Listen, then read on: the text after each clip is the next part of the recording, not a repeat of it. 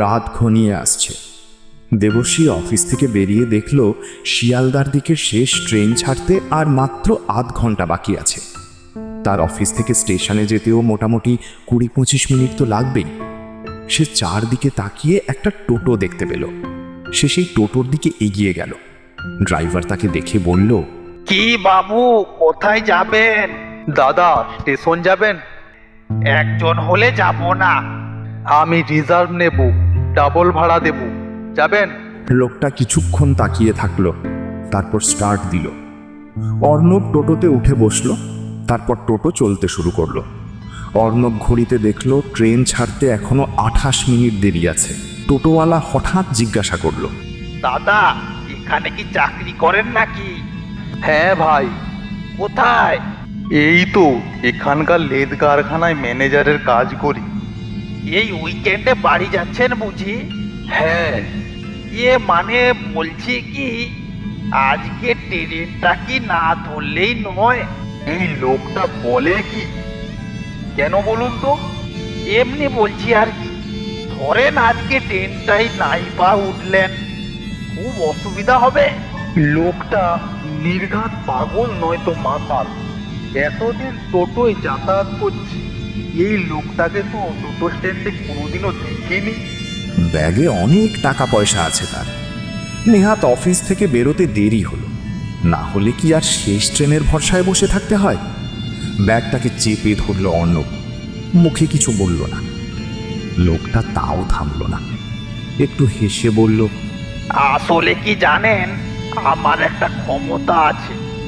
আমি না আগে থেকে বুঝতে পারি কোথাও কোনো বিপদ আছে নাকি। যখনই আশেপাশে কোনো বিপদ ঘটে, আমি একটা গন্ধ পাই। এই যে যেমন ধরেন, পুরো মোবিলের সঙ্গে পচা মাংসের গন্ধ মিশলে যেমন হয়, তেমন একটা। আর কি, আজকেও কেমন যেন পাচ্ছি আমি সেই গন্ধটা। লোকটা সুস্থ নয়, মদ খেয়েছে বলে তো মনে হচ্ছে না। তাহলে নির্ঘাত মাথা খারাপ। পাগলের হাতে টোটো পড়লে কি হয় জানি না বটে, কিন্তু ভালো কিছু হয় না নিশ্চয়ই। গন্ধ? আপনি ঠিক আছেন তো দাদা? আপনার কি শরীর খারাপ লাগছে? শরীর আমার ঠিকই আছে, তবে আমার একটা গুণ আছে বাবু। বিপদকে আমি গন্ধ দিয়ে টের পাই। যখনই কোথাও বড় অঘটন ঘটতে যাচ্ছে, বাতাসে এই অদ্ভুত পচা গন্ধটা ভেসে আসে। 7 বার পেয়েছি এই গন্ধ। 7 বারই বড় কোনো বিপদ হয়েছে। নাটক করছেন নাকি? এত আজব কথা কেউ বলে?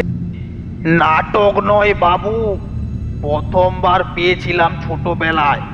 তখন আমার বয়স ধরুন ওই 12-13 বছর।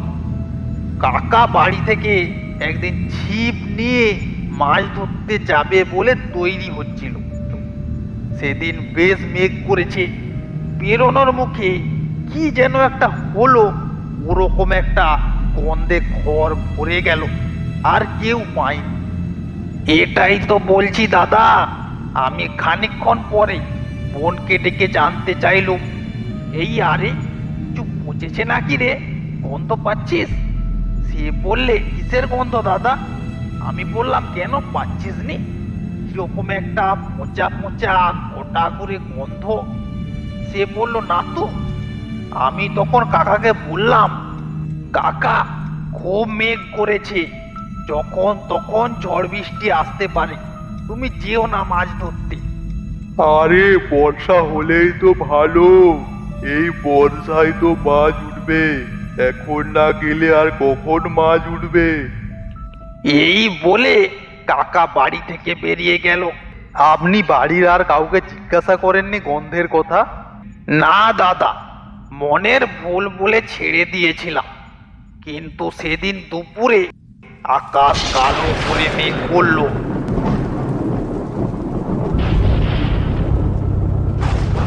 অমন ঝড় বৃষ্টি আমি কখনো দেখিনি।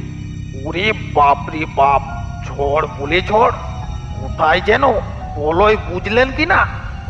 আর যত ঝড় বাড়ছে তত গন্ধটা বেশি করে পাচ্ছি।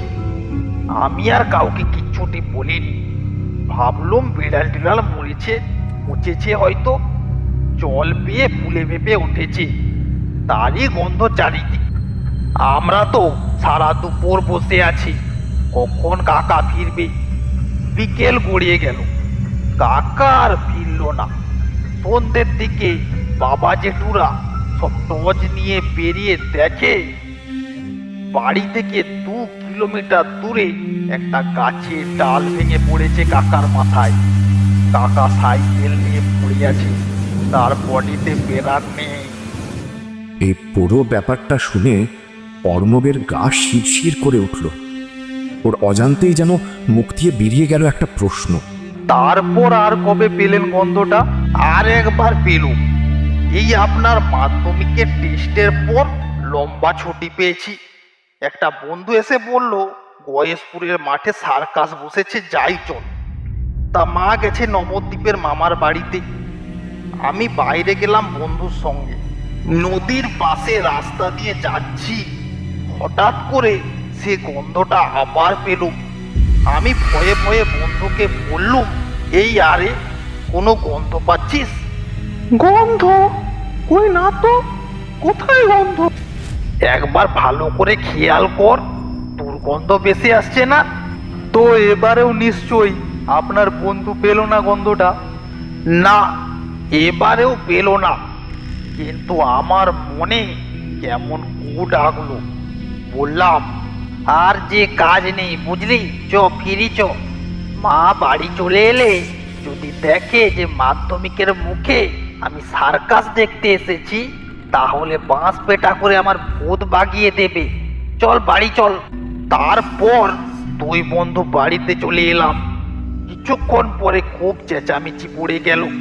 শোনা গেল সার্কাসের তাঁবুতে বিরাট আগুন লেগে গোটা তাঁবু ধ্বংস হয়ে গেছে। তখন থেকে বললে আপনি বিশ্বাস করবেন না, এই গন্ধ আজ অব্দি 7 বার পেয়েছি। প্রতিবার কোনো না কোনো বিপদ হয়েছে। তাহলে আজ এসব কথা বলছেন যে আপনি? লোকটা একটু চুপ করে থাকলো, তারপর বলল, কারণ দাদা, আজ জীবনে 8ম বার এই গন্ধটা আমি পাচ্ছি। অর্ণবের গায়ে কাঁটা দিয়ে উঠল। সে এমনিতে কুসংস্কারাচ্ছন্ন নয়, কিন্তু আজকে এই পরিস্থিতিতে কেমন যেন তার মনেও একটা অশুভ চিন্তা ভেসে এলো। সে কিন্তু গন্ধটা পাচ্ছে না, লোকটার কথা মতো গন্ধটা সে একাই পায়। তবে স্টেশন আর মিনিট 7 দূরে, বড়জোর 1 কিলোমিটার। চিন্তার কোনো কারণ নেই, এই লোকটার সঙ্গে তাকে বেশিক্ষণ সময় কাটাতে হবে না। সে ভাবল, হয়তো লোকটা পাগল, একাকিত্ব দূর করতে এসব ভুলভাল কথা বলছে। অর্ণব এসবই ভাবছিল। হঠাৎ রাস্তার বাঁদিকে শব্দ করে টোটোটা দাঁড়িয়ে গেল। অর্ণব জিজ্ঞাসা করল, কি হলো ভাই? এই রে, কি যে হলো বুঝতে পারছি না। আপনি বসেন, আমি নেমে চেক করছি। দাঁড়ান, কি হলো দেখি। লোকটা নেমে কি যেন দেখতে শুরু করলো। অর্ণব অধৈর্য হয়ে মোবাইল বার করে ঘড়ি দেখল। ট্রেন আসতে আর মাত্র মিনিট 4 বাকি। লোকটাকে সে বলল, দাদা, আমি হেঁটে চলে যাচ্ছি, এই ধরুন টাকাটা রাখুন। টাকাটা টোটোর সিটে রেখে দিয়ে প্রাণপণে দৌড় লাগালো অর্ণব। আর যা করেই হোক ট্রেনটা ধরতেই হবে তাকে। মনে মনে সে ঠাকুরকে ডাকতে শুরু করলো। এই লাইনে প্রায় ট্রেন লেট করে, আজকে যদি অন্তত 10 মিনিটও লেট হয় তাহলে সে ট্রেনটা পেয়েই যাবে। দ্রুত পা চালিয়ে মাত্র 15 মিনিটে সে যখন 1 কিলোমিটার পথ পেরোলো, তখন সে এসে দেখে স্টেশনে অনেক লোকের ভিড়। সে কৌতূহলবশত একটা লোককে জিজ্ঞাসা করলো, কি ব্যাপার দাদা, এত ভিড় কেন এখানে? কি কিছু হয়েছে নাকি? একটা লোক চাদর চাপা দিয়ে দাঁড়িয়েছিল। চাদর থেকে মুখ বার করে বলল, আর বলবেন না ভাই, লাস্ট লোকাল ট্রেনটা এই 4 মিনিট হলো বেরিয়ে গেছে।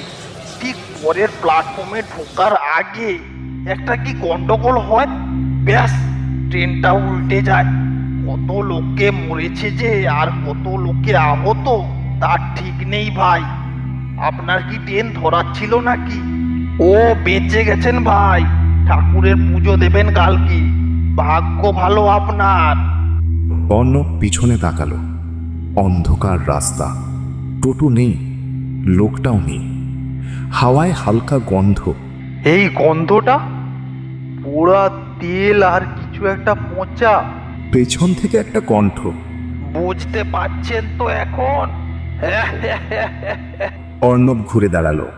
একই লোক, চাদর ঢাকা, ওই টোটো ড্রাইভার। আপনি আপনি এখানে এখানে কি করে? আমি তো সব জায়গাতেই থাকি দাদা, যেখানে দরকার। আপনি আমাকে বাঁচালেন কেন? লোকটা একটু চুপ, তারপর বলল, সবাইকে বাঁচানো যায় না, যাকে পারি তাকে বাঁচাই।